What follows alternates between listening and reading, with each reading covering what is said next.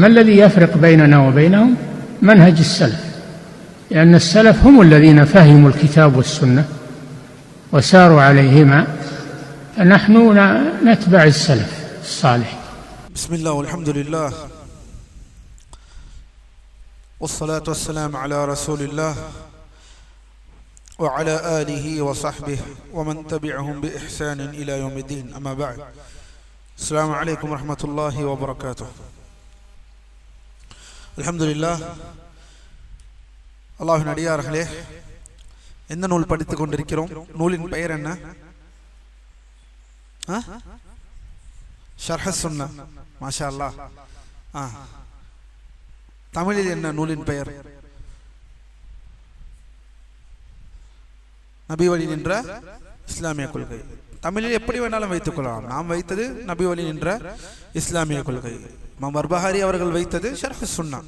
நூல் ஆசிரியர் யார்? பேர் என்ன? பர்பஹாரி. பர்பஹாரி அவரின் புனை பெயர், அவரின் கடைசி பெயர், அவரின் பட்ட பெயர். அவர் பெயர் என்ன? இதோ எழுதியிருக்கிறேன். யார் அவர் பெயரை முழுவதாக சொல்வார்கள்? அவர் பெயர் பார்த்தே சொல்லலாம்.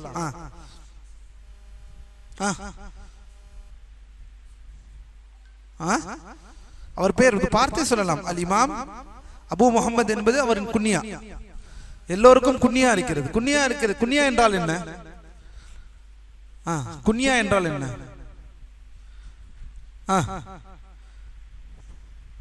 குன்னியா என்றால் என்ன?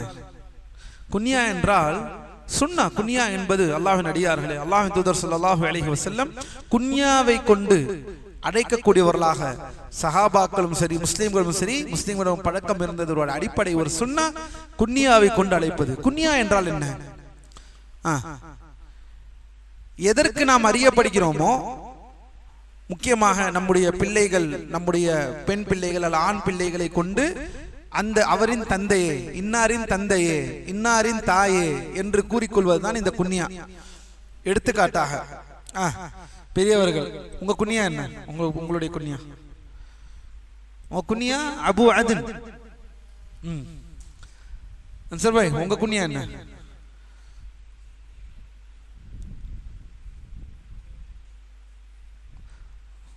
உங்க மூத்த மகன் பெயர் என்ன?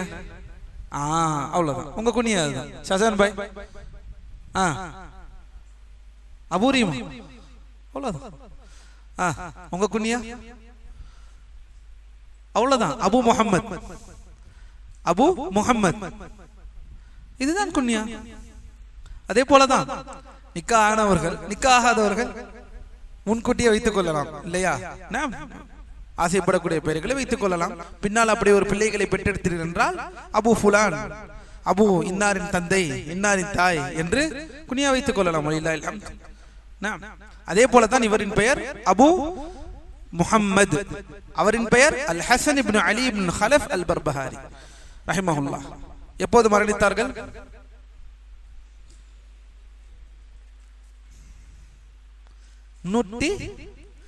ரசூலுல்லாஹி ஸல்லல்லாஹு அலைஹி வஸல்லம் எப்போது மரணித்தார்கள்?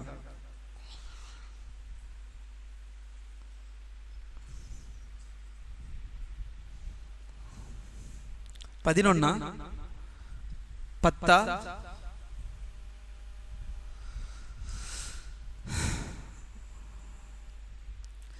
எனக்கு சரி, நான் புகாரி ரஹிமஹுல்லாவை பற்றி ஆய்வு செய்து வர சொன்னேனே, யாராவது பார்த்தீர்களா? ஆய்வு செய்தீர்களா? யாஷிக், என்ன உங்களுக்கு விளங்கினது? சரி சரி. வேறு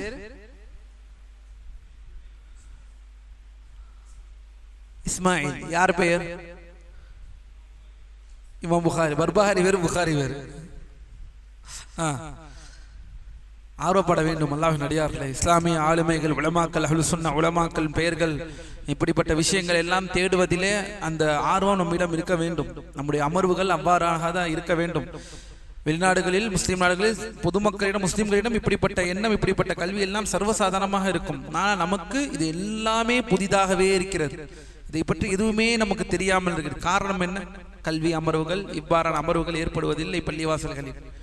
பள்ளியிலும் உட்கார்ந்து அரசியல் பேசினால் எப்படி நம்முடைய ஆளுமகளை நாம் ஞாபகம் வைத்துக் கொள்வோம்? பள்ளியில் உட்கார்ந்து அரசியல் பேசினால் நமக்கு எப்படி நம்முடைய ஆளுமகளை நாம் ஞாபகம் வைத்துக் கொள்வோம்? சரி, பாடத்திற்குள் செல்வோம். அல்லாஹ்வின் அடியார்களே, பாரக்கல்லாஹு ஃபீக்கும். எத்தனாவது அமர்வு இது? 23. அதிகமாக கேள்வி கேட்கிறேனா? 23வது அமர்வு. அப்படியே கவனிப்போம், அவ்வளவுதான். அவ்வாறா? இல்லை அல்லாஹ்வின் அடியார்களே, கேள்வி என்பது அடிப்படை. கேள்வி என்பது அடிப்படை. அந்த கேள்விதான் நம்மை பதில் நம்மளை தூண்டும், உங்களை அந்த ஆர்வப்படுத்தும். சரி, பாடத்திற்குள் செல்வோம். அல்ஹம்துலில்லாஹ். எதில் இருக்கிறோம்? எத்தனாவது வரியில் இருக்கிறோம்? எத்தனாவது விஷயத்தில் இருக்கிறோம்? 98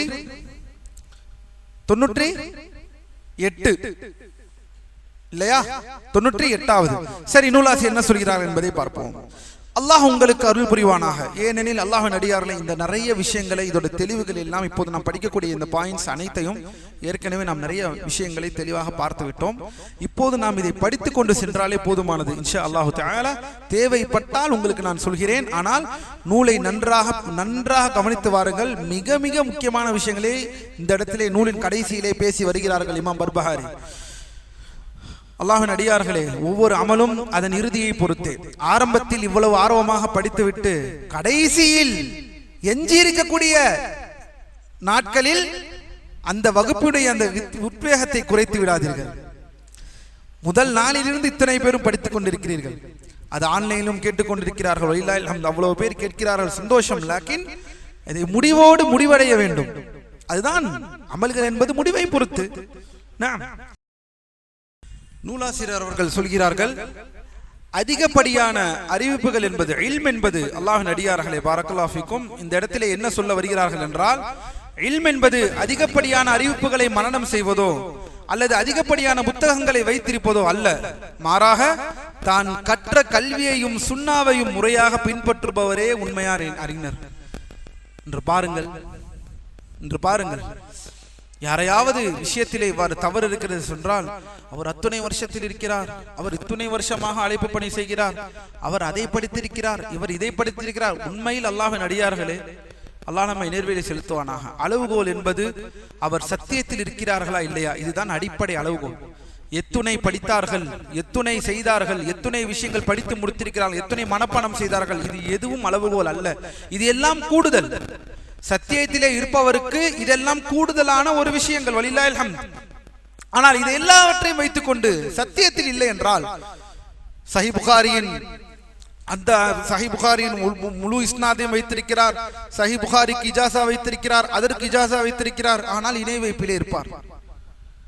சஹீஹ் புகாரிக்கு இஜாசா வைத்திருப்பது இணை வைப்பில் இருப்பவருக்கு என்ன பிரயோஜனத்தை தரும்? குர்ஆனை மனனம் செய்தவர் ஆனால் தர்காவிலே இருக்கிறார்களா இல்லையா?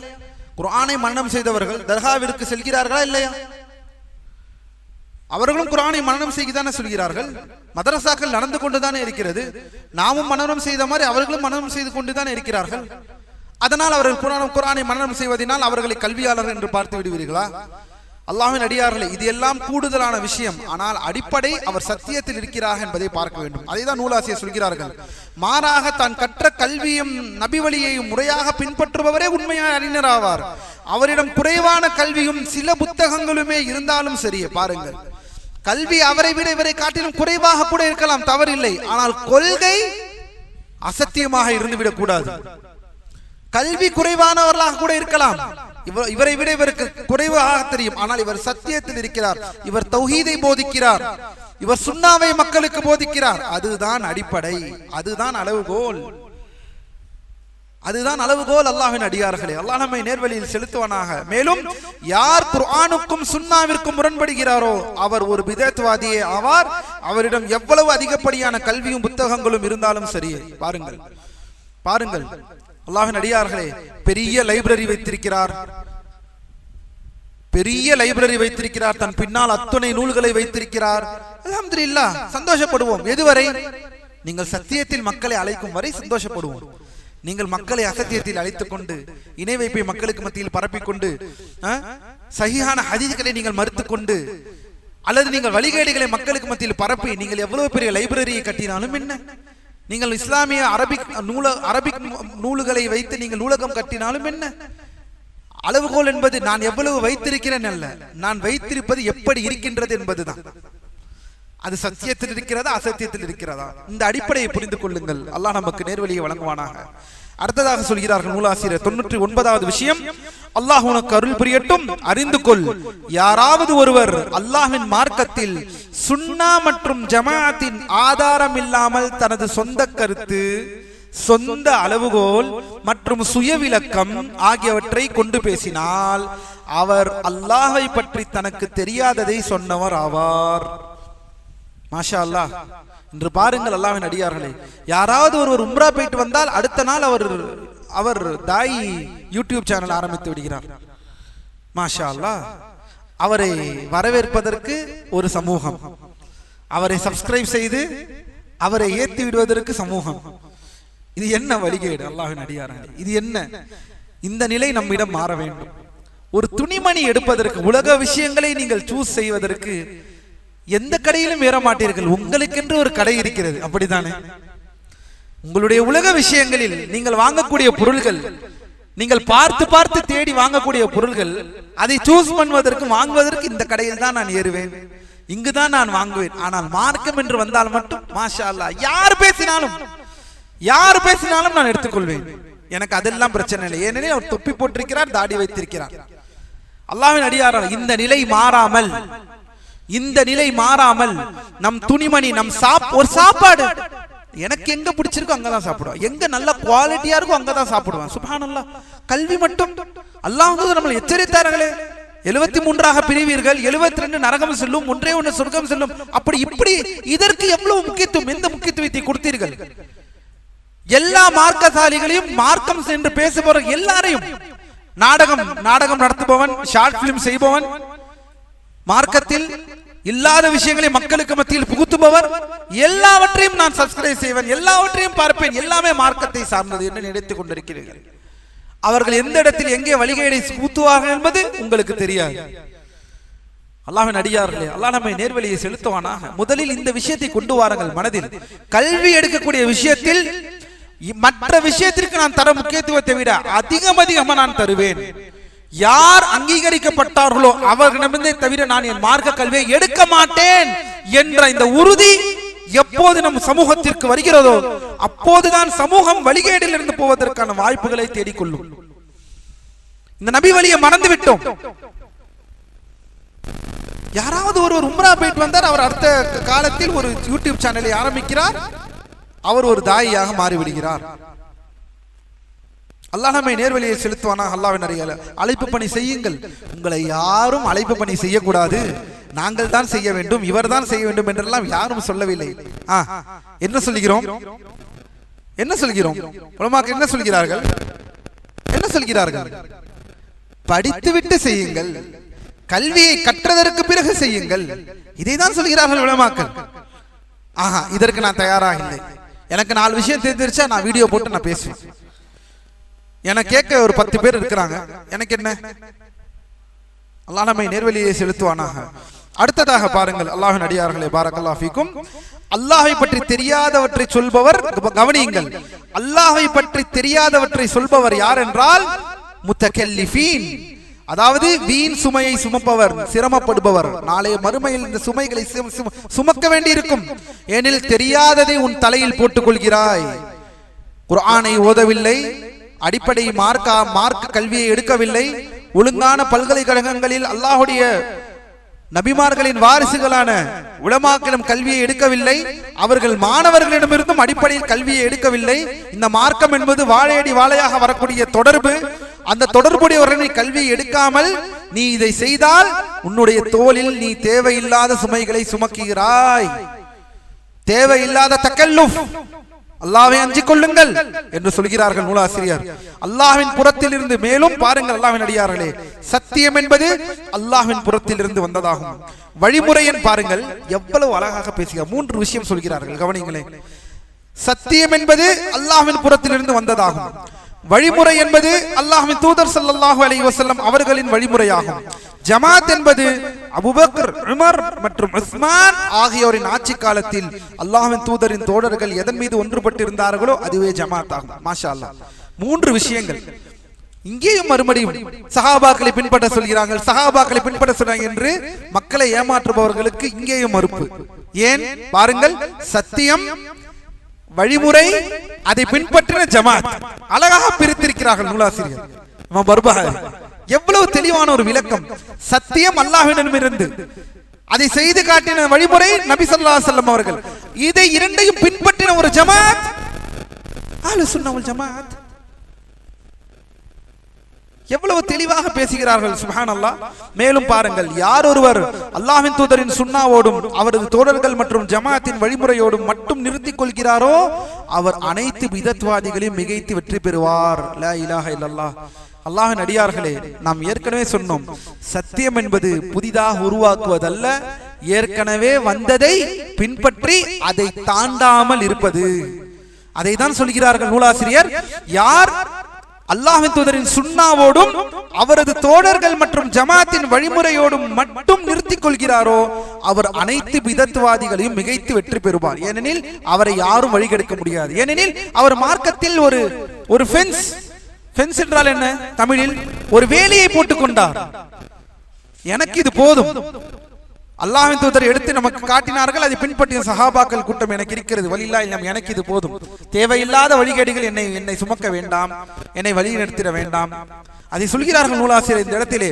அவரது உடலுக்கு நிம்மதி கிடைக்கும், அவரது மார்க்கமும் பாதுகாக்கப்படும் இன்ஷா அல்லாஹ் என்று சொல்லி முடிக்கிறார்கள்.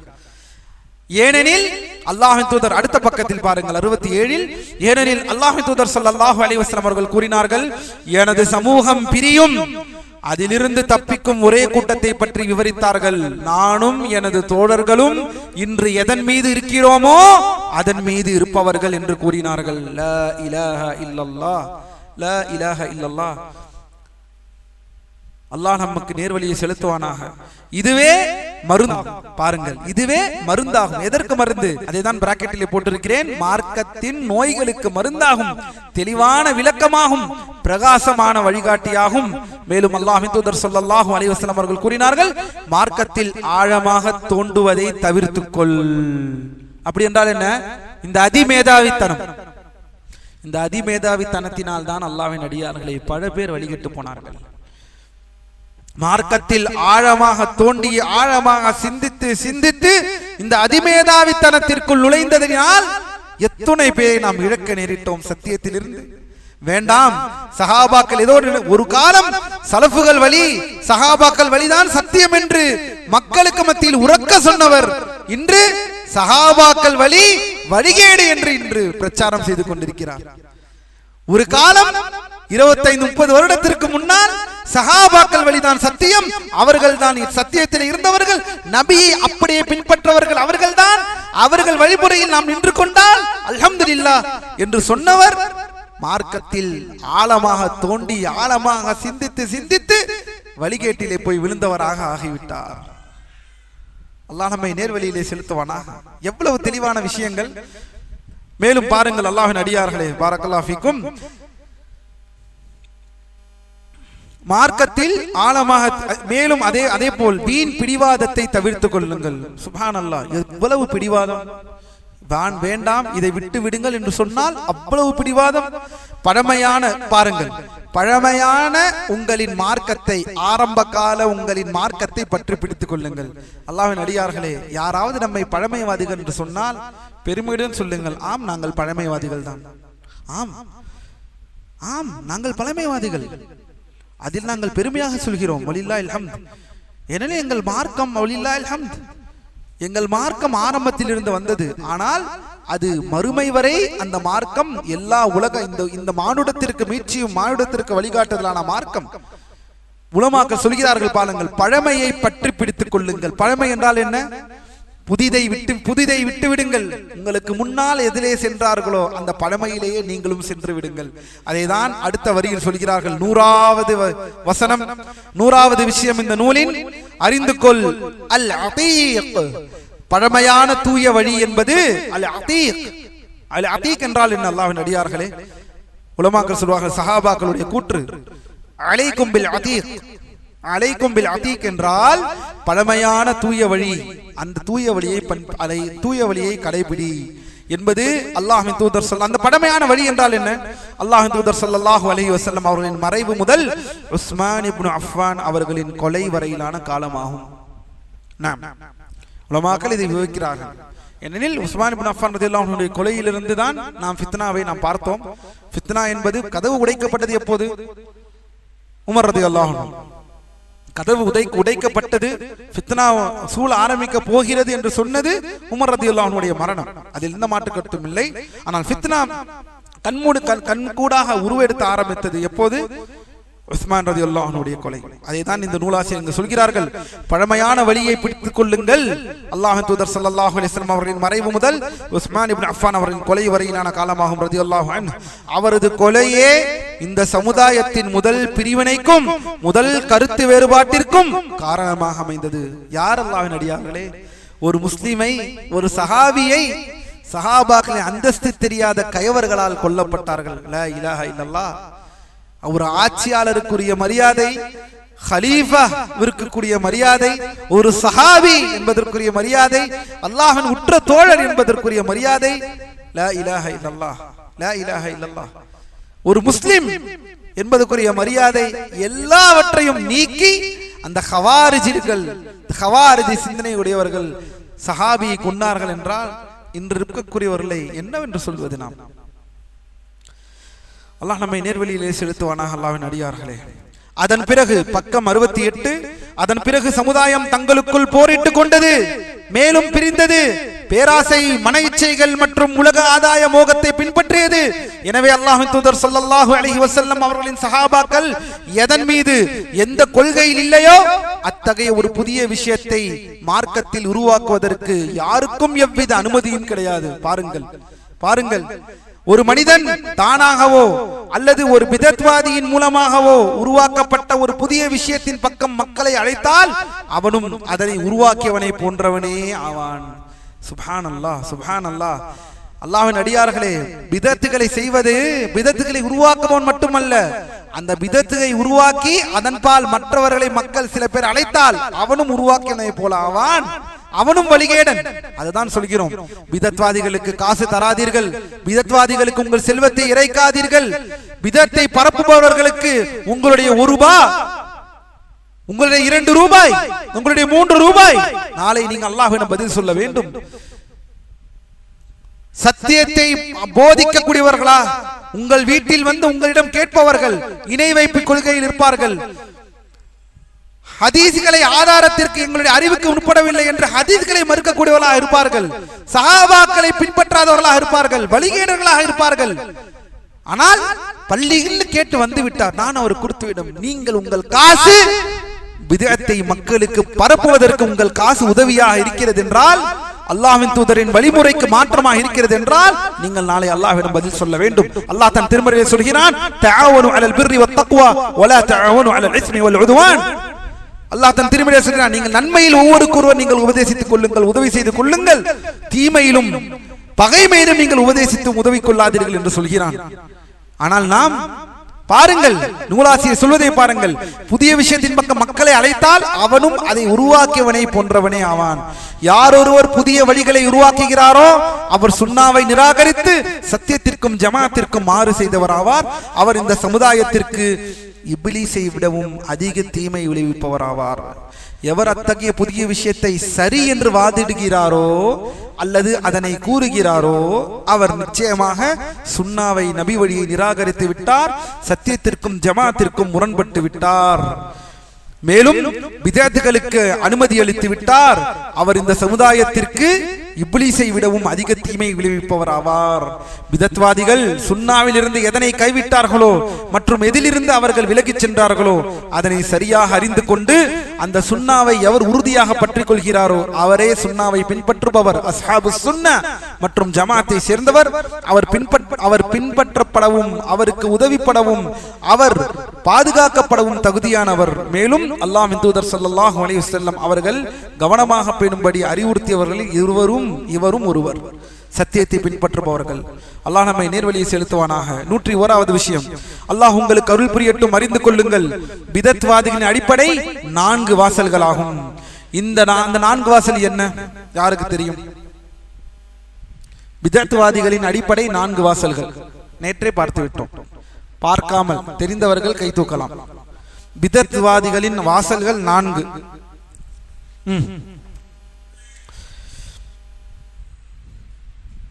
அப்துர்ரஹ்மான் 4 என்ன 3 தெரியும், என்ன இது என்ன இதுவா, எனக்கு 2 தெரியும் 3 தெரியும், இன்னும் 2 அப்புறம் சொல்றேன். என்ன 4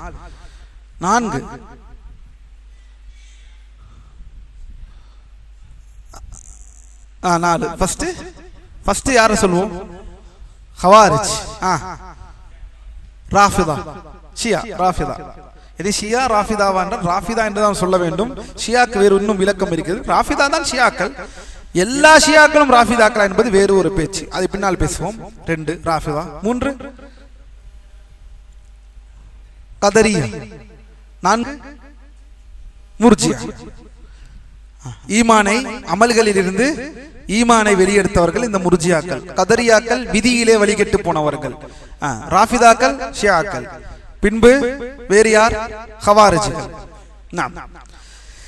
இந்த 4 72 மன இச்சைகள் பிரிவுகள் கிளைத்தன. இந்த 4 72 பிரிவுகள் உருவாகின. பிறகு அந்த ஒவ்வொன்றிலிருந்தும் மீண்டும் புதியதொரு பிதஅத் கிளைத்து இறுதியில் அவை அனைத்தும் 2800 கொள்கைகளாக மாறின. அவர்கள் காலத்தில், இமாம் பர்பஹாரி காலத்தில் 2800 என்று சொல்கிறார்கள். நம்முடைய காலத்தில் சுப்ஹானல்லாஹ், யோசித்து பாருங்கள் அல்லாஹ்வின் அடியார்களே. இமாம் பர்பஹாரி 280 வாழ்ந்தவர்கள். அவர்கள் காலத்தில் சொல்கிறார்கள் 2800 பிரிந்து விட்டன என்று 72 இருந்து. இவை அனைத்தும் வழிகேடுகளே, இவை அனைத்தும் நரகத்திற்கே இட்டு செல்லும், ஒன்றை தவிர. இத்துணையும் நரகத்திற்கு இட்டு செல்லும், ஒன்றை தவிர. எந்தெந்த ஒன்று? அந்த ஒன்று யாரெனில், நீங்களே படியுங்களேன் இமாம் என்ன சொல்றாங்க. அந்த ஒன்று யாரெனில், இந்நூலில் சொல்லப்பட்டிருக்கும் அனைத்தையும் நம்பிக்கை கொண்டு தனது உள்ளத்தில் எந்தவித சந்தேகமும் இன்றி அதனை உறுதிப்படுத்துகிறாரோ அவரே சுன்னாவில் இருக்கும் மனிதராவார். இந்த விஷயத்தில் உலமாக்கள் ஒரு விளக்கம் தருகிறார்கள். நூலாசிரியர் சற்று, அதாவது தன் நூல் சத்தியம், அதில் எந்த மாற்று கருத்தும் இல்லை. ஆனால் குர்ஆன் ஒன்றுதான், அல்லாஹ்வுடைய திருமறை ஒன்றுதான். ஒரு நூலை நாம் ஈமான் கொண்டு இந்த நூலை ஈமான் கொள்ளவில்லை என்றால் நாம் வழிகட்டு போயிடுவோம் என்ற அப்படிப்பட்ட அந்த தன்மை எல்லாம் குர்ஆனுக்கு ஒன்று மட்டும்தான் பொருந்தும். நூலாசிரியருக்கு சற்று இந்த வாசகத்தை தவிர்த்திருந்தால் நன்றாக இருந்திருக்கும் என்று சில உலமாக்கள் விளக்குகிறார்கள். அதுவும் சில உலமாக்கள் விளக்குகிறார்கள். என்னவென்றால், நூலாசிரியர் என்ன சொல்கிறார்கள் என்றால், அவர்கள் உபதேசம் செய்கிறார்கள், நம்ம அந்த எச்சரிக்கை தோணியில் அவ்வாறு பேசுகிறார்கள். என்ன சொல்கிறார்கள் என்றால், அந்த சத்தியம் யாரெனில், நான் எழுதிய இந்த நூலில் இந்த குர்ஆன் மற்றும் சுன்னா மற்றும் இஜ்மா சொல்லப்பட்டிருக்கும் அனைத்தையும் நம்பிக்கை கொண்டு தனது உள்ளத்தில் இந்த நூலில் நான் சொன்னதை எல்லாவற்றையும் நம்பிக்கை கொண்டு தனது உள்ளத்தில் எவ்வித சந்தேகமின்றி அதனை உறுதிப்படுத்துகிறாரோ அவரே இந்த சத்தியத்தை நிலைத்திருக்கக்கூடிய மனிதராவார். அவரே வெற்றி பெற்றவர், அவரே பாதுகாக்கப்பட்டவர் இன்ஷா அல்லாஹ் என்று சொல்கிறார்கள். எனவே அடுத்த ஒரு வரியில் வருகிறது, நூலாசிரியர் சொல்வதை நீங்களே பாருங்கள் இன்ஷா அல்லாஹ். 102வது, அல்லாஹ் உனக்கு அருள் புரியட்டும், அறிந்து கொள், மார்க்கத்தில் புதிதாக உருவாக்கப்பட்ட விஷயங்கள் தோன்றும் போதே மக்கள் அவற்றில் ஈடுபடாமல் அங்கேயே நின்றிருந்தால். சுப்ஹானல்லாஹ், என்ன சொல்கிறார்கள் பாருங்கள். அறிந்து கொள், மார்க்கத்தில் புதிதாக உருவாக்கப்பட்ட விஷயங்கள் தோன்றும் போது, அதாவது பிதஅத் உருவாகும் போதே மக்கள் அவற்றில் ஈடுபடாமல் அங்கேயே நின்றிருந்தால், மேலும் அவைகளில் எதையும் கடந்து செல்லாமல் அல்லாஹ்வின் தூதரிடம் இருந்தோ அல்லது அவர்கள் தோழர்களிடம் இருந்தோ எந்த ஒரு ஆதாரமும் வராத விஷயங்களில் தங்களது சொந்த பேச்சுகளை அவர்கள் உருவாக்காமல் இருந்திருந்தால் நிச்சயமாக இந்த சமுதாயத்தில் பிதஅத் என்பது இருந்திருக்காது. இந்த சமுதாயத்தில் பிதஅத் என்பது இருந்திருக்காது. எப்போது இருந்திருக்காது? யாராவது புதுசா பேசினா அவங்கள பின்பற்றாதீங்கன்றாங்க நூலாசிரியர். நம்மளுக்கு புரியும்படி சொன்னா, நாளைக்கு யாராவது வருவாங்க திடீர்னு, இந்த யூடியூப்லயும் இன்ஸ்டாகிராம்ல இருந்து திடீர்னு யாராவது முளைப்பாங்க. முளைச்சிட்டு உடனே அவங்க பின்னாடி பின்பற்றி செல்றது ஒரு கூட்டம். அவர்களை சும்மா இருந்தவர்களை ஊதி கெடுத்த சங்கை வீணாக்குவது போல் அவர்களை ஏற்றிவிட்டு அவர்கள் வழிகேட்டை மக்களுக்கு மத்தியிலே பரப்புவது, அதற்கு காரணம் நீங்களாக இருப்பீர்கள். இதைதான் உலமாக்கள் சொல்கிறார்கள். மக்கள் அதை பின்பற்றாமல் இருந்திருந்தால் பிதத்துகள் வந்திருக்காது என்று சொல்கிறார்கள். மக்களும் காரணம், அல்லாஹ்வின் அடியார்களே, மக்களும் காரணம். ஒவ்வொரு நேரமும் நேற்று படிக்கவில்லையா, காற்று போன வசையெல்லாம் இந்த மனிதர்கள் போனதினால்தான் பிதத்துகளே உருவாகின என்று சொன்னார்கள் நூலாசிரியர். 103வது விஷயம், அல்லாஹ் உனக்கு அருள் புரியட்டும். ஒரு அடியான் இறை நம்பிக்கையாளராக இருப்பதற்கும் அவர் நிராகரிப்பாளராக மாறுவதற்கும் இடையில் இவற்றை தவிர வேறு எதுவும் இல்லை. சுப்ஹானல்லாஹ். ஒரு அடியான் முஃமினாக இருப்பதற்கும் காஃபிராக இருப்பதற்கும் இதுதான் வித்தியாசம். என்ன வித்தியாசம் பாருங்கள். முதலில், உயர்ந்தவனாகிய அல்லாஹ் இறக்கி வைத்தவற்றில் எதையேனும் திட்டவட்டமாக நிராகரிப்பது. அல்லாஹ் இறக்கி வைத்தவற்றில் குர்ஆனில் இருந்து எதையேனும் திட்டவட்டமாக நிராகரிப்பது. சூனியம் இல்லை என்று நிராகரிப்பவர்களை என்ன செய்வது? என்ன செய்வது? வாழையடி வாழையாக, காலம் காலமாக, தலைமுறை தலைமுறையாக இந்த உம்மத்து ஆரம்பிக்கப்பட்டதிலிருந்து எந்த ஒரு கூட்டமும், ஏன் வழிகண்டவர்களில் கூட இதை இணை வைப்பாளராக இருக்கும் வழிகண்டவர்கள் கூட இதில் மாறாமல் இருக்க அடிப்படை ஆதாரங்களினால் தெளிவுபடுத்தப்பட்ட ஒரு விஷயம் இந்த சூனியம். அல்லாஹ் நாடாமல் எந்த ஒரு தீமையும் ஒரு முஸ்லிமை அண்டாது என்பது நம்ம அடிப்படை கொள்கை. தன்னுடைய மனோ இச்சையை புகுத்தி இவ்வாறு எத்தனை பேர் அல்லாஹ்வின் அடியார்களை பாருங்கள் திட்டவட்டமாக நிராகரிப்பது, அல்லது அல்லாஹ்வின் வார்த்தைகளில் எதையேனும் கூட்டுவது அல்லது குறைப்பது, அல்லது அல்லாஹ் சொன்னவற்றில் எதையேனும் மறுப்பது, அல்லது அல்லாஹ்வின் தூதர் கூறியவற்றில் ஸல்லல்லாஹு அலைஹி வஸல்லம் எதையேனும் மறுப்பதும். இந்த இத்தனை விஷயங்கள் தான் அல்லாஹ்வின் அடியார்களை ஒரு முஃமினுக்கும் காஃபிருக்கும் உள்ள வித்தியாசம். மேலும் எனவே அல்லாஹ்விற்கு அஞ்சிக்கொள், அல்லாஹ் உனக்கு அருள் புரியட்டும், உனது நிலை என்ன என்பதை பற்றி நீ கவனித்துக்கொள் எச்சரிக்கிறார்கள். பர்பஹாரி எச்சரிக்கிறார்கள், அல்லாஹ்வை அஞ்சிக்கொள், உனது நிலை என்ன என்பதை கவனித்துக்கொள், மார்க்கத்தில் வரம்பு மீறுவதை தவிர்த்துக்கொள், ஏனெனில் அது எவ்விதத்திலும் சத்தியமான வழி அல்ல. அது எவ்விதத்திலும் சத்தியமான வழி அல்ல. 104வது விஷயம், அல்லாஹ் உனக்கு அருள் புரியட்டும், இந்த நூலில் நான் விவரித்துள்ள அனைத்தும் அல்லாஹ்விடமிருந்தும் அவனது தூதரிடமிருந்தும் அவனது தோழர்களிடமிருந்தும் தாபீன்கள், பாருங்கள் நூலாசிரியருடைய அந்த அளவுகளை பாருங்கள். அல்லாஹ்வின் அடியார்களே, நூலாசிரியர் அளவு, இந்த அளவுகள் தானே நமக்கும், இதே அளவுகள் தானே நமக்கும் இருக்க வேண்டும். இஸ்லாம் என்ற அந்த ஒரு மார்க்கத்திற்குள் தான் நாம் எல்லோரும் இருக்கிறோம். ஏன் ஆளுக்கு இத்தனை அளவுகோலை வைத்திருக்கிறோம்? சொல்கிறார்கள் பாருங்கள், அல்லாஹ் உனக்கு அருள் புரியட்டும், இந்த நூலில் நான் விவரித்துள்ள அனைத்தும் அல்லாஹ்விடமிருந்தும் அவனது தூதரிடமிருந்தும் அவனது தோழர்களிடமிருந்தும் தாபீன்களிடமிருந்தும் 3ஆம் மற்றும் 4ஆம் நூற்றாண்டை சேர்ந்த அறிஞர்களிடமிருந்தும் பெறப்பட்டவையாகும். எனவே அல்லாஹ்வை அஞ்சிக்கொள். அல்லாஹ்வின் அடியாரே, இந்த நூலில் உள்ளவற்றை உண்மைப்படுத்தி அதற்கு பணிந்து புரிந்து கொள்ள முடியாதவற்றை அல்லாஹ்விடம் ஒப்படைத்து அதன் மீது திருப்தி கொள். கிப்லாவை முன்னோக்கும் முஸ்லிம்கள் யாரிடமிருந்தும் இந்த நூலை மறைக்காதே. இதன் மூலம் ஒருவேளை குழப்பத்தில் இருப்பவரின் குழப்பத்தை அல்லாஹ் நீக்கலாம். சுப்ஹானல்லாஹ். இந்த நூலை மக்களுக்கு கொண்டு போய் சேருங்கள் என்கிறார்கள். அந்த மனிதனின் அவர்கள் எவ்வளவு ஒரு இஹ்லாஸ்வாதியாக இருந்தால் 1200 வருடம் கழித்து இந்த நூல் இன்று நம் கையில் இருக்கிறது. அல்லாஹ்வின் அடியார்களே, லா இலாஹா இல்லல்லாஹ், லா இலாஹா இல்லல்லாஹ். எவ்வளவு ஒரு அந்த நியத்தை பாருங்கள். எந்த விதமான எப்படிப்பட்டமான எந்த டெக்னாலஜியும் கிடையாது, எந்த ஒரு விஷயமும் கிடையாது. ஒரு மனிதன் இந்த உம்மத்தின் மீது எவ்வளவு கவலைப்பட்டிருந்தால், எவ்வளவு கஷ்டப்பட்டிருந்தால், இந்த உம்மத்திற்கு எவ்வளவு நன்மையை நாடி இருந்தால், 1200 வருடத்திற்கு முன்னால் எழுதப்பட்ட இந்த நூல், இதை யாருக்கும் மறைத்து விடாதீர்கள், இது மக்களுக்கு கொண்டு போய் சேர்த்து விடுங்கள். இதன் மூலம் ஒருவேளை குழப்பத்தில் இருப்பவரின் குழப்பத்தை அல்லாஹ் நீக்கலாம், அல்லது ஒரு பிதத்வாதி அவனது பிதத்திலிருந்தும் ஒரு வழிகேடரை வழிகேட்டில் இருந்தும் மீட்கலாம். பிதத்வாதிக்கும் வழிகேடருக்கும் ஹிதாயத்தை நாடுகிறார் நூலாசிரியர். ஒரு பிதத்வாதிக்கு அல்லாஹ் நீக்கலாம், அதன் மூலம் அவர் வெற்றி அடையலாம். ரஹ்மத்தை பாருங்கள், அந்த கருணையை பாருங்கள், அதன் மூலம் அவர் வெற்றி அடையலாம். எந்த ஒரு துவாவாக இருந்திருந்தால் இத்தனை வருடம் கழித்து இந்த நூல் நம் கையில் இருக்கும். சுப்ஹானல்லாஹ். யார் நாம் அவருக்கு? நாம் யார் அவர்களுக்கு? இதுதான் அல்லாஹ்வின் அடியார்கள் இஸ்லாம். இதுதான் இஸ்லாம். காலம் கடந்தும் தலைமுறை கடந்தும் அல்லாஹ்வுடைய உர்வத்துல் உஸ்கா என்ற அந்த உறுதியான அந்த கயிற்றை நாம் பற்றி பிடித்துக் கொள்ள வேண்டும். அல்லாஹ்வின் அடியார்களே, அல்லாஹ் நம்மை நேர்வழியிலே செலுத்துவானாக. மேலும் சொல்கிறார்கள், அல்லாஹ்வை அஞ்சிக்கொள், அல் அதீக் எனப்படும் அந்த பழமையான வழியை பற்றி பிடித்துக்கொள். அதனைத்தான் இந்நூலில் உனக்கு நான் விவரித்துள்ளேன். இந்த நூலை படித்து அதை பரப்பி அதன்படி செயல்பட்டு அதன்பால் மக்களை அழைத்து அதை ஆதாரமாக கொள்ளும் ஒரு அடியானுக்கு அல்லாஹ் அருள் புரியட்டும், அவரது பெற்றோருக்கும் அருள் புரியட்டும். நிச்சயமாக இது அல்லாஹ்வின் மார்க்கம் மற்றும் அவனது தூதரின் மார்க்கமாகும் ஸல்லல்லாஹு அலைஹி வஸல்லம். இந்த நூலில் உள்ளவற்றுக்கு முரணான ஒன்றை யாராவது ஏற்றுக்கொண்டால் அவர் அல்லாஹ்வின் மார்க்கத்தை செயல்படுத்தவில்லை, அவர் முழுவதையுமே மறுத்தவராவார், மார்க்கம் முழுவதையுமே மறுத்தவராவார். அதாவது இந்த நூலில் இதை உலமாக்க சொல்கிறார்கள். நூலாசிரியர் சில பேருக்கு இதை படிக்கும் பொழுது என்ன நினைப்பார்கள் என்றால், என்ன அவர்கள் நூலை இந்த அளவிற்கு புகழ்கிறாரே, நூலை புகழ்வது தான் எழுதினதால் அல்ல, குர்ஆனும் சுன்னாவும் சொல்லக்கூடிய விஷயத்தை நான் எழுதியிருக்கிறேனே தவிர இதில் வேறு எதுவும் இல்லை.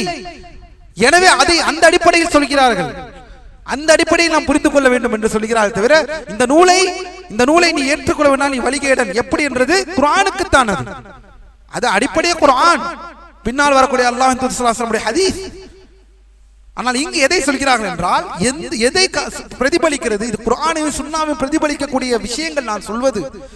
இதற்கு மாறாக நீ ஏற்றுக்கொண்டால் அவர் அல்லாஹ்வின் மார்க்கத்தை செயல்படுத்தவில்லை, அவர் மார்க்கம் முழுவதையுமே மறுத்தவராவார். எடுத்துக்காட்டாக பேர் பண்புகள் விஷயத்தில் ஒருவர் இதற்கு மாற்றாக இருந்தால் வழிகேடராகி விடுவார். இத்தனை விஷயங்களை அதை தான் பார்த்தோம். ஹவாரிஜ் விஷயங்கள் வழிகேடு விடுவார், ஈமான் விஷயத்தில் வழிகேடு விடுவார். பின்பு சொல்கிறார்கள், அருள்மிக்கவனும் உயர்ந்தவனுமாகி அல்லாஹ் சொன்ன அனைத்தையும் ஒரு அடியான் நம்பிக்கை கொண்டு ஒரே ஒரு எழுத்தை மட்டும் சந்தேகித்தால் அவன் எப்படி உயர்ந்தவனாகிய அல்லாஹ் கூறிய முழுவதையும் நிராகரித்த காஃபிராக கருதப்படுவானோ அதே போல்தான் இதுவும். இந்த இடத்தில் தான் உலமாக்கள் இந்த இடத்திலே எழுதுகிறார்கள். அதாவது குர்ஆனில் ஒரு சின்ன ஒரு எழுத்தை மறுத்தால் அவர் யார்? காஃபிர். குர்ஆன் அடிப்படை. அதே போல்தான் இதுவும் என்று சொல்கிறார்கள். இது கொஞ்சம் மிகைத்து சொல்லிவிட்டார்கள் நூலாசிரியர். ஏனெனில் இது அவ்வாறு பொருந்தாது, எந்த நூலும் பொருந்தாது.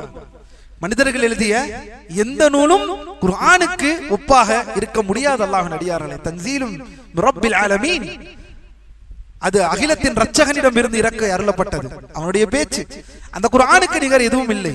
நூலாசிரியர் அந்த ஒப்புமை இதில் உள்ளதுதான் இதில் இருக்கிறது என்பதை உணர்த்துவதற்காகவே தவிர வேறு எதுவும் இல்லை. இந்த நூலை குர்ஆனுக்கு நிகராக எல்லாம் அவர்கள் சொல்லவில்லை, ஹாஷா. ஆனால் அவர்கள் கருத்தை முன்வைக்கிறார்கள், அதை தான் உலமாக்கள். எனவே நீங்கள் அவ்வாறு புரிந்து கொள்ளுங்கள். இதையெல்லாம் நான் உலமாக்கள் இதற்கெல்லாம் என்ன விளக்கம் தந்திருக்கிறார்கள் என்பதை எல்லாம் தெளிவாக விரிவாக நம்முடைய நூலில் இதை நான் எழுதியிருக்கிறேன். இந்த இடத்தில் லா இலாஹா இல்லல்லாஹ் எனும் சாட்சியை உல தூய்மையும் கலப்பற்ற உறுதியான நம்பிக்கை யகீன் இல்லாமல் எவ்வாறு ஒருவரிடமிருந்து ஏற்றுக்கொள்ளப்படாதோ, அதாவது லா இலாஹா இல்லல்லாஹ் யகீன் இல்லாமல் ஒருவரிடம் ஏற்றுக்கொள்ளப்படாது. யகீன் என்றால் என்ன? சந்தேகமில்லாத உறுதி. நாம் சொல்லக்கூடிய லா இலாஹா இல்லல்லாஹ் முஹம்மது ரசூலுல்லாஹ் என்ற இந்த கலிமத்து தௌஹீத் சந்தேகமில்லாமல் உறுதியாக ஏற்றுக்கொள்ள வேண்டும். அதே போலத்தான் சுன்னாவின் ஒரு பகுதியை விட்டுவிட்டால் அவர் செய்யும் பிற சுன்னாவில் இருந்து எதையும் அல்லாஹ் ஏற்றுக்கொள்வதில்லை. சுன்னாவின் ஒரு பகுதியை விட்டவர் முழு சுன்னத்தையும் விட்டவர் ஆவார். எனவே சத்தியத்தை ஏற்றுக்கொள், சுன்னாவை ஏற்றுக்கொள். இங்கு சுன்னா என்று சொல்வது சுன்னத்தான செயல்கள் அல்ல, சுன்னத்தான தொழுகைகளே அல்ல, சுன்னத்து தொழுகைகள். அந்த காலத்தில் அல்லாஹ்வின் அடியார்களே, சுன்னா என்றாலே சத்தியம். சுன்னா என்றால் பித்அத் என்ற வார்த்தைக்கு ஆப்போசிட்.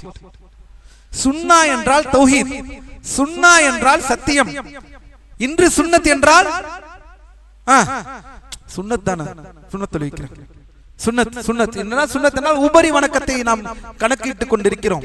ஆனால் அவர்கள் காலத்தில் சுன்னா என்றால் சத்தியம். அல்லாஹ்வின் அடியார்களே, மேலும் சொல்கிறார்கள், பாருங்கள், கவனியுங்கள் அல்லாஹ்வின் அடியார்களே, சுன்னாவிலிருந்து ஒரு பகுதியை விட்டவர் முழு சுன்னத்தை விட்டவர் ஆவார். எனவே சுன்னாவை ஏற்றுக்கொள், வீண் தர்க்கங்களையும் பிடிவாதத்தையும் விட்டுவிடு. ஏனெனில் அவை எதுவும் அல்லாஹ்வின் மார்க்கத்தை சார்ந்தவை அல்ல. குறிப்பாக நீ வாழும் இந்த காலம் ஒரு தீய காலம். குறிப்பாக நீ வாழும் இந்த காலம் எந்த காலம்? எந்த காலம்? குறிப்பாக நீ வாழும் இந்த காலம் தீய காலம். எனவே அல்லாஹ்வை அஞ்சிக்கொள். இமாம் புகாரி, இமாம் முஸ்லிம், இமாம் அபுதாவூத், பெரும் பெரும் இமாம்கள், மலைகள்லாம் உயிரோடு இருந்த காலத்தை பேசிக் கொண்டிருக்கிறார்கள். அப்படிப்பட்ட காலத்தில் நீ வாழும் இந்த காலம் தீய காலம் என்று சொல்கிறார்கள் என்றால் நம் காலம் என்ன காலம்? வசந்த காலமா? என்ன காலம்? என்ன காலம்? யோசித்து பாருங்கள், உங்களுக்கே பதில் கிடைக்கும்.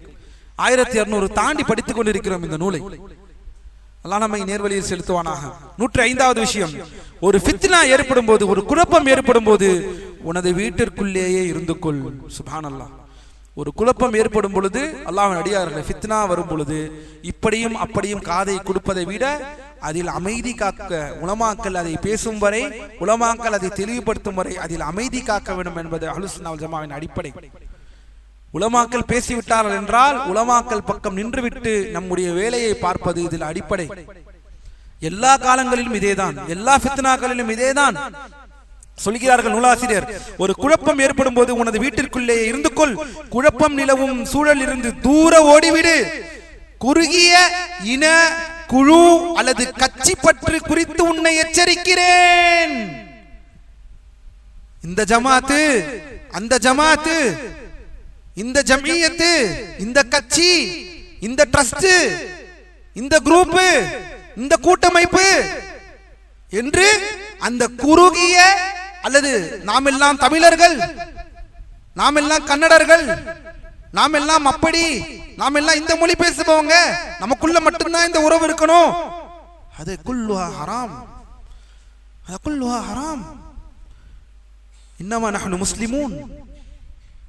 இந்த அடிப்படையை விளங்க வேண்டும் அல்லாஹ்வின் அடியார்களே. இந்த அடிப்படையை விளங்க வேண்டும்.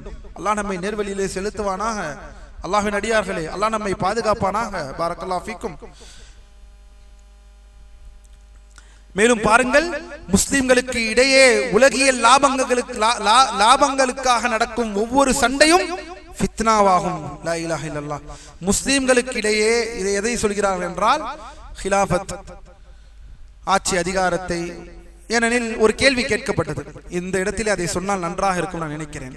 இந்த ஹிலாஃபத்துடைய விஷயத்தில் ஒரு கேள்வி கேட்கப்பட்டது. என்ன கேள்வி என்றால், இத மாதிரி உஸ்தாத், இந்த ஓட்டு போட்டு தேர்ந்தெடுக்கக்கூடிய ஒரு முஸ்லீம் ஆட்சியாளர், அவர் ஹலீஃபாவா, அவர் முஸ்லீம் ஆட்சியாளரா? ஓட்டு போட்டு தேர்ந்தெடுக்கக்கூடிய ஒரு முஸ்லீம் ஆட்சியாளர். முஸ்லீம் நாட்டில் தேர்தல் நடக்கிறது. தேர்தலின் மூலமாக தேர்ந்தெடுக்கப்பட்ட ஒரு ஆட்சியாளர், அவர் ஆட்சியாளர், முஸ்லீம் ஆட்சியாளர் கருதப்படுமா என்றால் உலமாக்கள் ஷேக் அரஃபாத் பின் ஹசன் அல் முஹம்மதி ஹஃபிதஹுல்லாஹ் அவர்கள் இதற்கு பதில் அளிக்கிறார்கள், ஆம், அவரும் அவர் ஆட்சியாளர் தான். ஏனெனில் அல்லாஹ்வின் அடியார்களே, ஆட்சி என்பது, ஆட்சியாளர் என்பது, முஸ்லீம் ஆட்சியாளர் என்பது எப்படி வேணாலும் அவர் வரலாம். எப்படி என்றால் அதிகாரத்தை நோக்கி அவர் வரலாம், வாளை கொண்டு அவர் வரலாம். அதிகாரத்தை மக்களுக்கு மத்தியில் செலுத்தி வாளை காட்டி அவர் வர முடியுமா என்றால், வாளை நோக்கி அவர் வந்து விட்டார் என்றால், அந்த அதிகாரத்தை எப்படியாவது அவர் அடைகிறார் என்றால் அந்த அடிப்படையில் அவருக்கு மக்களுடைய அந்த கட்டமைப்பை அதிகாரப்படுத்தக்கூடிய அந்த வல்லமை அவர் பெற்றுவிட்டார் என்றால் அவர் ஆட்சியாளர். இதை எடுத்துக்காட்டாக சொன்னால் அல்லாஹ்வின் அடியார்களே, ஷேக் அரஃபாத் சொல்கிறார்கள், முதல் ஹிலாஃபத் யாருடைய ஹிலாஃபத்? இஸ்லாமிய வரலாற்றில் 4 சஹாபாக்களுக்கு பிறகு கேட்கிறேன், 4 ஹலீஃபாக்களுக்கு பிறகு உமவியா, முஆவியா இல்ல, உமவியா ஹிலாஃபத். என்ன ஹிலாஃபத்? என்ன ஹிலாஃபத்? ஏன் உமவியா ஹிலாஃபத்? ஏன் அதை உமவியா ஹிலாஃபத் என்று சொல்கிறோம்? யாருக்காவது? அப்துல் அஜீஸ், யல்லா அஜிப். ஏன் உமவியா خلافة؟ لماذا نحن نقول إنها الخلافة الأموية؟ ما هو السبب؟ عمر بن عبد العزيز. ماذا؟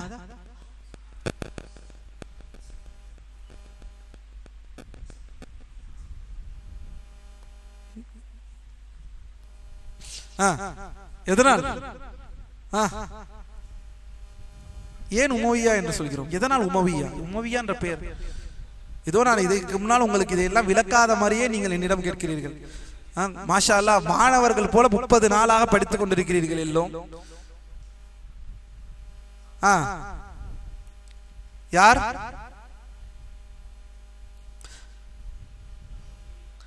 அஃபான் அபு சுஃபியான். அஃபான் அபு சுஃபியாவின் பாட்டனார் தான் உமையா. அஃபான் யார்? உஸ்மான் ரலியல்லாஹுவின் தந்தை. அபு சுஃபியான் யார்? முஆவியா ரலியல்லாஹு அன்ஹு தந்தை. இவர்களின் பாட்டனார் தான்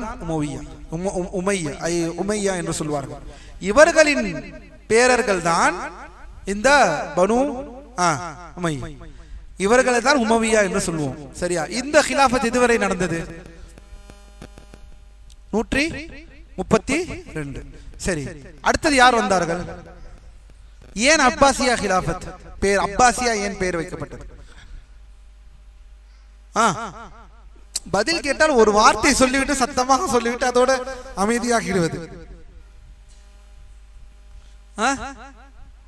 முடிந்து விட்டது. இது அப்பாசியா ஹிலாஃபத்திற்கு இருக்கிறோம். அப்பாசியா ஹிலாஃபத் அப்பாஸ் இப்னு அப்துல் முத்தலிப் அவர்களின் குடும்பத்தார்கள், அவர்களின் வம்சத்தார்கள்.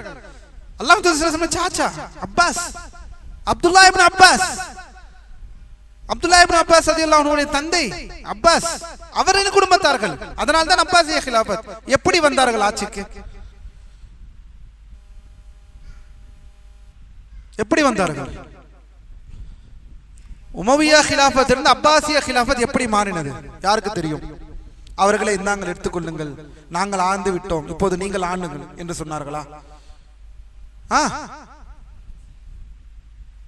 ரத்தம் ரத்தம் ரத்தம் ரத்தம் ரத்தம் கொலை. அவ்வளவு பேர் கொலை செய்யப்பட்டார்கள் உமவியாவுடைய குடும்பத்தில் இருந்து. சின்ன யாரையும் இது விட்டு வைக்க கூடாது என்ற அளவிற்கெல்லாம் அவர்கள் கொலை செய்யப்பட்டார்கள். இதற்கு பிறகு இந்த சந்ததியில் யாருமே வரக்கூடாது என்ற அளவிற்கெல்லாம் கொலை செய்யப்பட்டார்கள். ரத்தத்தினால் தான் அடுத்த ஹிலாஃபத் உருவானது. இது வரலாறு. சஹாபாக்கள் காலங்கள் தாண்டி தாண்டி தாண்டி போக போக அந்த 3 தலைமுறைகள் போக போக இந்த விஷயங்கள் எல்லாம் வர ஆரம்பிக்கிறது பின்னால். அதில் இந்த குழப்பங்கள், முஸ்லிம்களுக்கு இடையே ஃபித்னாக்கள் நடைபெற்றது. இதை உலமாக்கள் எழுதுகிறார்கள். அதில் தப்பினவரை தான் நாம் முன்னால் பார்த்தோம். யார் அவர்கள்? அதெல்லாம் இப்போது மறந்திருக்குமா? சரி, இன்ஷா அல்லாஹ். அல்லாஹ் நாடினால் வரலாறு எல்லாம் முதலில் கொள்கையை நிறைய படிக்க வேண்டும். அதற்கு பிறகுதான் வரலாறு எல்லாம். வரலாறு எல்லாம் இப்போது இல்லை நமக்கு. கொள்கையை நன்றாக படித்ததற்கு பிறகுதான் வரலாறு எல்லாம். அப்போதுதான் சரியாக விளங்கும் வரலாறு. சரி, இப்போது விஷயத்திற்கு வருவோம். அல்லாஹ் நடிகார்களே, இதை தான் சொல்கிறார்கள். முஸ்லிம்களுக்கு இடையே உலகியல் லாபங்களுக்காக நடக்கும் ஒவ்வொரு சண்டையும் ஃபித்னாவாகும். பாருங்கள், இதெல்லாம் சண்டையை நடப்பது ஃபித்னாவாக எடுத்துக்கொள்ளுங்கள். எனவே நிகரற்றவனான அல்லாஹ்வை மட்டும் அஞ்சிக்கொள். அந்த குழப்பத்தில் பங்கு கொள்ள வெளியேறாதே, அதில் போரிடாதே, அதில் மனோ இச்சையை பின்பற்றாதே, எந்த பக்கமும் சாயாதே, எவரையும் பின்தொடர்ந்து ஆதரிக்காதே, அவர்களின் விவகாரங்களில் எதன் மீதும் விருப்பம் கொள்ளாதே. ஏனெனில் யார் ஒரு கூட்டத்தின் செயலை விரும்புகிறாரோ அது நன்மையாக இருந்தாலும் தீமையாக இருந்தாலும் அவர் அந்த செயலை செய்தவரை போன்றவரே என்று சொல்லப்படும். அல்லாஹ் நமக்கும் உங்களுக்கும் அவனது பொருத்தத்தை பெற தௌஃபீக் செய்வானா, அவனுக்கு மாறு செய்வதிலிருந்து நம்மை தூரமாக்குவானாக. நல்ல உபதேசம் அல்லாஹ்வின் அடியார்களே. ஆனால் இது எப்போது? நம் காலத்திலும் ஃபித்னா இருக்கும் பொழுது நான் நடுநிலையா இருக்கிறேன் என்று உலமாக்கள் தெளிவுபடுத்துறதுக்கு பிறகு நடுநிலை காட்டக்கூடாது. உலமாக்கள் தெளிவுபடுத்தி விட்டார்கள் என்றால் நமக்கு நம் காலத்தில் இருக்கக்கூடிய உலமாக்கள் ஃபித்னா இப்படி இருக்கிறது என்று சொல்லி இதற்கு இதுதான் தீர்வு என்று தெளிவுபடுத்தி விட்டார்கள். உலமாக்கள் பக்கம் நின்று விட வேண்டும். உலமாக்கள் என்ன சொல்கிறார் அதை எடுத்துக்கொள்ள வேண்டும். அதுதான் நம்மை போல பாமர மக்களுக்கு வழிகாட்டி. வலில்லாஹில் ஹம்த். அவர்கள் தான் நபிமார்களின் வாரிசுகள். உலமாவை மீறி விட்டு நான் ஒரு நடுநிலையான ஸ்டான்ஸில் இருப்பேன், நான் ஒரு நடுநிலையான நிலைப்பாட்டில் இருப்பேன் என்பது அதிக பிரசங்கித்தரம், அதிவேதாவித்தரம் என்று எச்சரித்து விட்டார்கள் நூலாசிரியர். அதையும் மறந்துவிட வேண்டாம். பின்பு 106வது விஷயம், நட்சத்திரங்களை பார்ப்பதை ஆராய்வதை குறைத்துக்கொள். தொழுகை நேரங்களை அறிவதற்கு நீ எதை பயன்படுத்துவாயோ அதை தவிர மற்றவற்றை விட்டுவிடு. ஏனெனில் தேவையற்ற முறையில் நட்சத்திரங்களை ஆராய்வது மார்க்கத்தை விட்டு வெளியேறும் வழிகேடு என்னும் நிலைக்கு அழைத்து செல்லும். ஏன் நட்சத்திரங்களை பார்ப்பது தேவையற்ற நிலையை ஆராயாதே, அளவுக்கு மீறி ஆராயாதே? ஏன்? அது எதை காட்டுகிறோம்?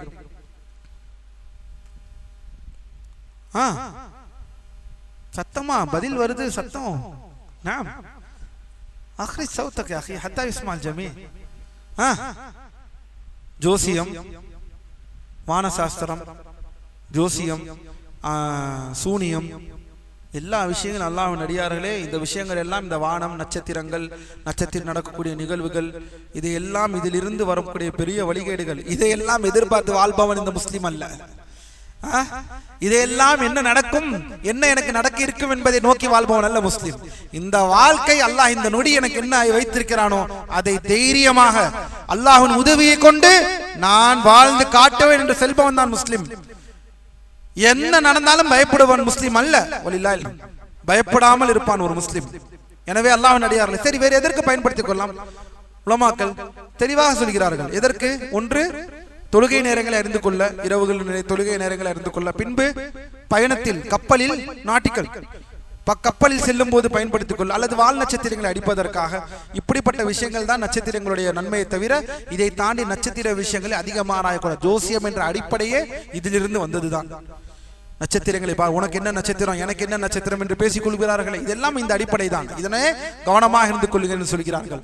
அடுத்து 107வது விஷயம், கலாம் தர்க்க ரீதியான வீண் விவாதங்கள் மற்றும் கிரேக்க தத்துவங்கள் குறித்து ஆராய்வதையும் இது பற்றி ஆராய்பவர்கள் தத்துவவாதிகள் ஆகியோருடன் அமர்வதையும் விட்டு உன்னை நான் எச்சரிக்கிறேன். பாருங்கள், வழிகேடர்களுடன் அமர்வதை விட்டு உன்னை நான் எச்சரிக்கிறேன். சிம்பிளா சொல்றாங்க.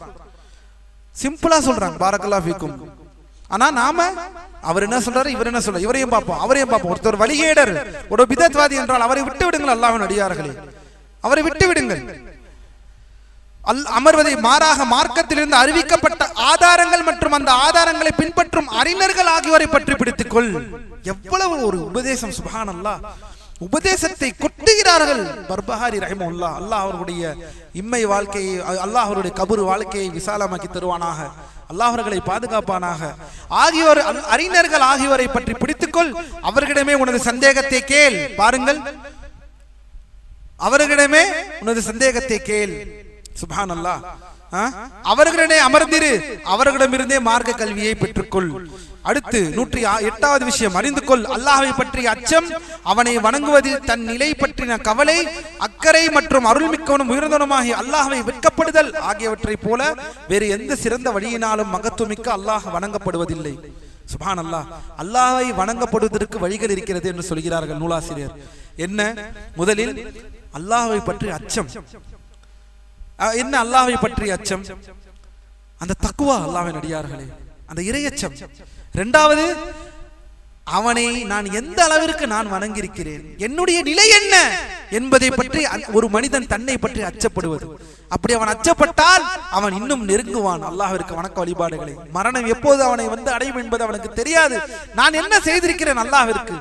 24,000 மூச்சு ஒரு நாளிற்கு நான் விடுகிறேன், இதற்கு நான் அல்லாஹ்விற்கு நன்றி செலுத்தினேனா என்ற அந்த நிலை ஒரு மனிதனிடம் இருக்க வேண்டும் என்று சொல்கிறார்கள். அக்கறை இருக்க வேண்டும், அருள்மிக்கவனும் உயர்ந்தவனுமாகிய அல்லாஹ்விற்கு வெட்கப்படுதல். பாவங்கள் செய்தால் வெட்கப்படுங்கள் அல்லாஹ்வின் அடியார்களே, அல்லாஹ் நம்மை நேர்வழியில் செலுத்துவானாக.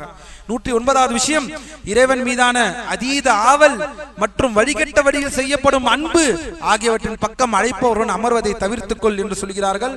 அல்லாஹ் நாடினால் இந்த விஷயத்தை நாளை பார்ப்போம் பிஇذنில்லாஹி ரப்பில் ஆலமீன். ஏனெனில் இங்குதான் இந்த சூஃபியாக்கள், வழிகேடர்கள் அவர்களுடைய விஷயங்கள் இந்த இடத்திலே தெளிவுபடுத்துகிறார்கள் உலமாக்கள். அல்லாஹ் நம்மை நேர்வழியிலே செலுத்துவானாக. அல்லாஹ்வின் அடியார்களே, அல்லாஹ் நம்மை பாதுகாப்பானாக.